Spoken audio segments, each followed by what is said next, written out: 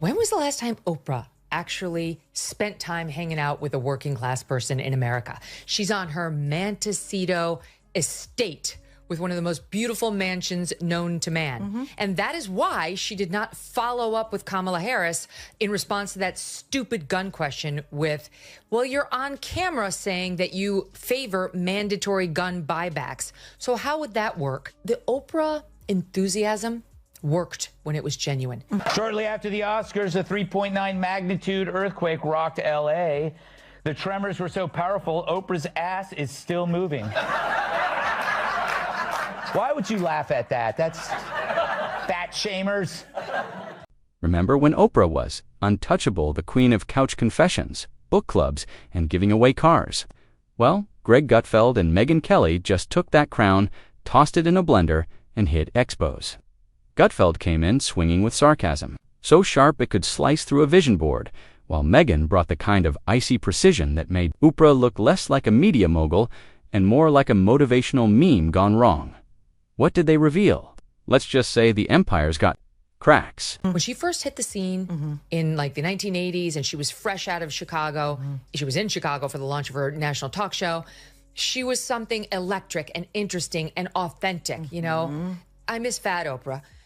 She was just genuine. Now this thin Ozempic Oprah has lost, along with the pounds, her heart, her sense of authenticity. And what we're getting these days is this cleansed elite billionaire version who wants to scrub the record of facts. It's true, the Harris interview did feel like a very special episode of Oprah, but instead of everybody getting a new car, everybody got an aneurysm. Oprah Winfrey once told a room full of billionaires that being rich is hardened somehow. Nobody laughed her off the stage. That alone should have earned her a Lifetime Comedy Award. But here we are again, witnessing the high priestess of privilege, holding her diamond-encrusted chalice, preaching humility to peasants like she's one of them. You'd think after a few decades of selling self-help fairy tales wrapped in gold leaf, she'd have retired to her Mount Olympus of curated authenticity. But no, Oprah's still here. And now she's somehow managed to irritate both Greg Gutfeld and Megyn Kelly into tag-teaming the delusion with the force of a wrecking ball dipped in sarcasm. We had a week of women getting up there and trying to get us to feel sorry for them. To Oprah, literally one of the richest people, forget women, one of the richest people on earth, and talk about, in part, the misogyny and racism she's faced from the country that made her a $2.6 billion. Because when Oprah speaks, birds allegedly cry, flowers bloom, and stock markets fluctuate, if you ask her fans. But lately, her spiritual TED Talks have started sounding more like a parody of themselves.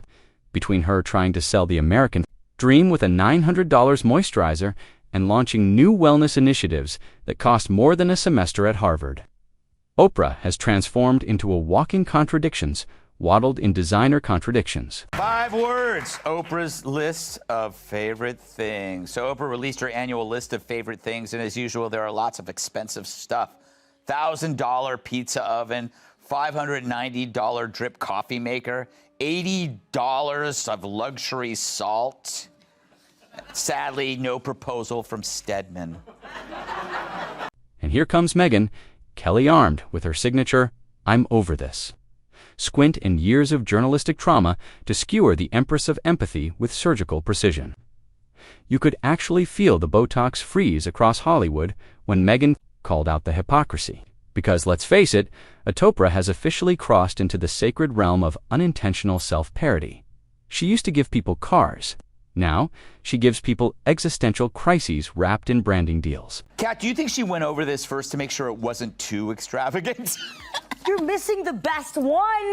What? Okay, it is a little journal, and it's called I'm Dead, Now What? Important information on my belongings, business affairs, and wishes. Hand this to someone at Christmas, I dare you. Gutfeld, meanwhile, didn't even bother to use a scalpel. He came in with a verbal sledgehammer, the subtlety of a WWE promo, and the energy of someone who just found out Oprah was charging $400 for a gratitude journal. The same woman who once turned crying on a couch into an empire now wants to lecture the struggling. middle class on how they should feel grateful for their suffering. But Oprah's an icon who, unlike traditional politicians, could match a wild card like Donald Trump. And if she won, she could give everyone a free car.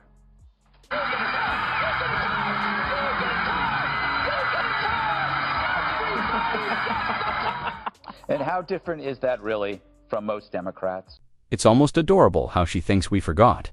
This is the same woman who curated her own television church for decades, convincing millions that everything could be solved with a soft voice, a therapist, and 30 minutes of uninterrupted commercial breaks. Oprah doesn't do poverty. She collects it like it's vintage.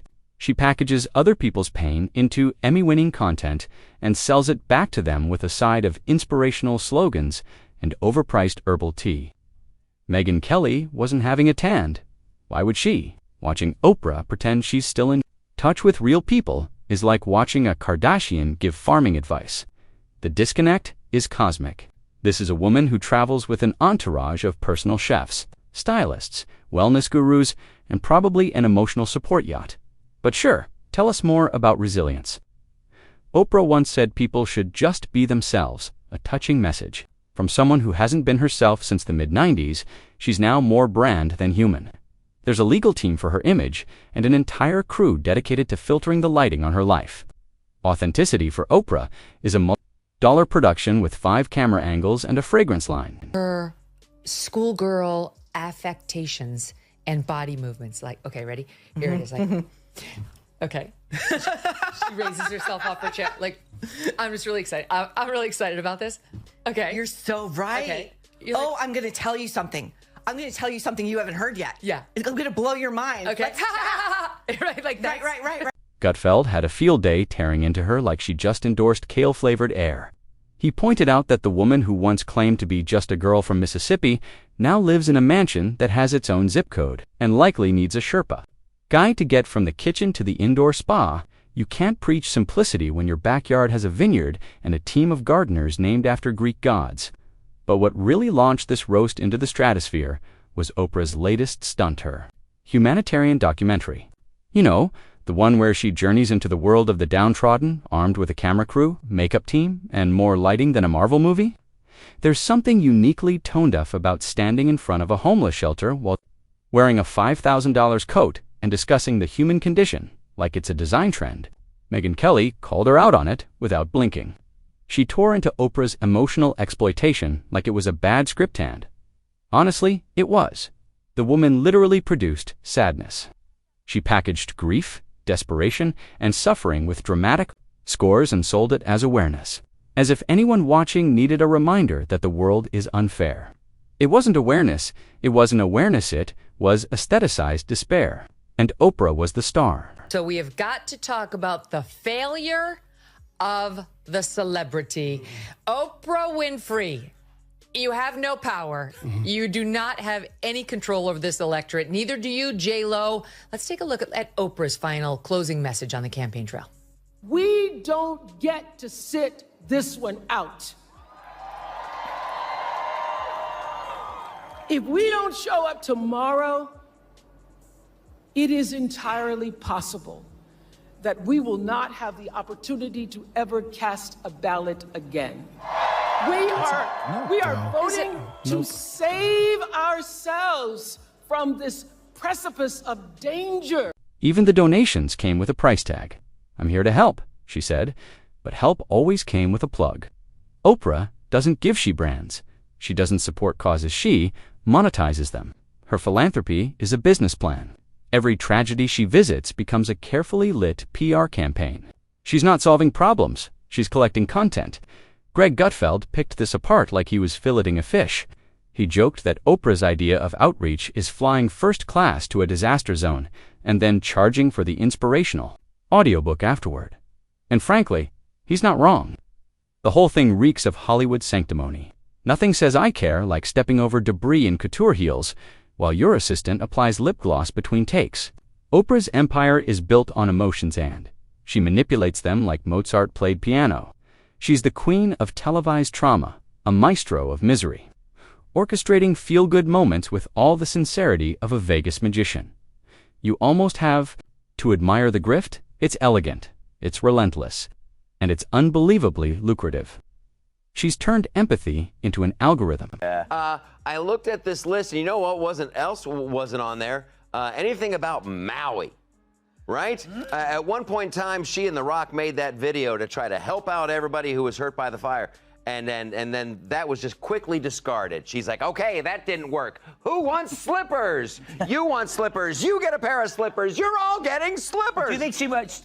And yet, Oprah still positions herself as the voice of the people, a billionaire who somehow believes she represents the underdog. That's like Jeff Bezos saying he understands warehouse workers because he once read an article about sore feet. Greg Gutfeld wrapped it all up by saying what everyone else is afraid to admit. Oprah is not empowering anyone. She's selling the illusion of empowerment dressed in pastel and covered in affirmations. She's mastered the art of saying nothing while sounding profound. It's all tone, no content, all sparkle, no substance. And perhaps the cruelest irony, people still buy it. Millions hang on to her words like they're scripture, forgetting that behind every aha moment is a marketing team and a product launch. Oprah isn't a movement, she's a market. She's less of a leader and more of a lifestyle choice, like yoga pants with a personality. Megyn and Greg didn't destroy Oprah out of spite, they did it out of exasperation. Because watching her continue to play the role of Mother Earth while cashing checks from corporate heaven is like watching a movie that refuses to end, even though the plot wore out years ago. I used to love Oprah, like most of us who grew up when we did. And only now did I realize I've been getting spoon-fed propaganda from this woman for years. I always took her little setup packages as gospel. You know, before I was a reporter, I never even thought to question whether Oprah might be intentionally misleading me. Then last night, the dawn came, and I was like, oh my God, she is not a reporter. She's a propagandist. She's trying to shove messaging down my throat of whatever she believes, not what's real.